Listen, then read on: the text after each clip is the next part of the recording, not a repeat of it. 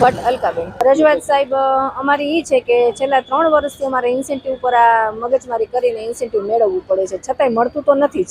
અત્યારે આ વર્ષમાં સપ્ટેમ્બર પછી અમને કોઈ પણ જાતનું ઇન્સેન્ટિવ મળ્યું નથી. અમે આશા વર્કર સ્વયંસેવકો છીએ.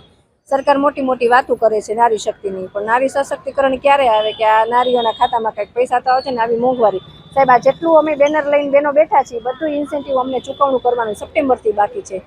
24 તારીખે બીજા મહિનાની 24 તારીખે અમે બધે અમારા લેટર પાસ કર્યા છે. Collector, commissioner, medical officer, deputy MOH અને ગાંધીનગર નીલમ પટેલને પણ પોસ્ટ દ્વારા એ રજૂઆત કરી છે ને ઈમેલ દ્વારા એ રજૂઆત કરી છે, પણ આ ક્યાંયથી અમને કોઈ જાતનો સંતોષકારક જવાબ મળ્યો નથી.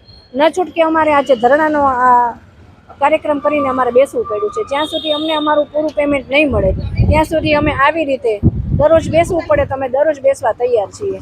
પણ દર વર્ષે 3 વર્ષથી આ જ મગજમારી, ને દર વર્ષે માર્ચ મહિનો આવે ને ત્યારે આ જ મગજમારી થાય.